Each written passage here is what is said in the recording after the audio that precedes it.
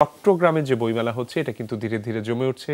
M A Aziz স্টেডিয়ামের gymnasium মাঠে মাসব্যাপী এই বইমেলায় প্রতিদিন লেখক পাঠক তাদের মিলন মেলা বসছে। সেখানে তাদের পছন্দের শীর্ষে উপন্যাস, ফিকশনধর্মী বই আছে, ক্রেতাদের পছন্দের শীর্ষে বইগুলো আছে। দিন যত যাচ্ছে বেচা কেনাও তত জমজমাট হচ্ছে।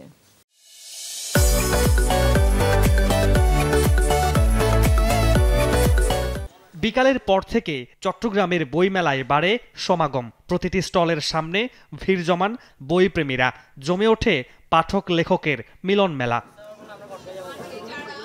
নতুন প্রজন্মের কাছে পছন্দের তালিকায় বরাবরের মতো রয়েছে উপন্যাস ও ফিকশনধর্মী বই। নতুন লেখকের বইও কিনছেন পাঠকরা। বিভূতিভূষণের পথের পাঁচালীটা আমি আগে পড়ছি, এটা তৃতীয় খণ্ডটা অপরিচিতা, তো এটা অনেক দিন ধরে আমার পড়ার ইচ্ছে ছিল, বাতিঘরে খুঁজছি সব পাইনি, কিন্তু আজকে বইমেলায় এসেই পাইছি, এজন্য নিয়ে ফেলছি। আমার সফর অনেক বড় ফ্যান, সেই হিসাবে আমি বইমেলায় আসছি, ওনার বইটা দেখা মাত্রই আমি নিলাম। হুমায়ুন আহমেদের ফ্রেন্ড আমি এই কারণেই যে ওনার লেখাগুলো খুব সহজ এবং খুব সহজে আমি আমার নিজের ভিতর বিদ্যুৎ করতে পারি। প্রকাশকরা বলছেন এবারের বইমেলায় পাঠক লেখকদের বেশ সাড়া পাওয়া যাচ্ছে। বিশেষ করে স্কুল, কলেজ ও বিশ্ববিদ্যালয়ের শিক্ষার্থীদের উপস্থিতি লক্ষণীয়।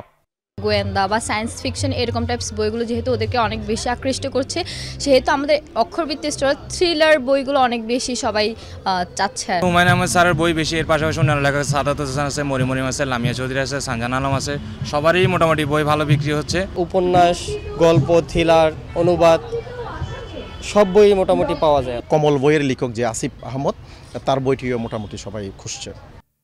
বড়দের পাশাপাশি শিশুরাও বইমেলায় আসছে। তারাও পছন্দের বইগুলো কিনতে পেরে খুশি।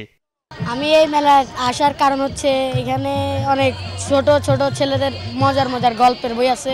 আমি বই পড়তে ভালোবাসি, সেজন্য বই মেলায় এসেছি, আর এখানে কয়েকটা হুমায়ুন আহমেদের বই কিনেছি, আমার খুবই ভালো লেগেছে। বই কিনবো, বই পড়বো, বই নিয়ে একটু আনন্দ আছে, বই যত পড়বো তত ভালো লাগে।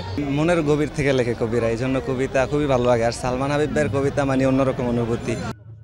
মাসব্যাপী চট্টগ্রাম বইমেলায় ঢাকা ও চট্টগ্রামের বিভিন্ন প্রকাশনীর ১৪০টি স্টল রয়েছে।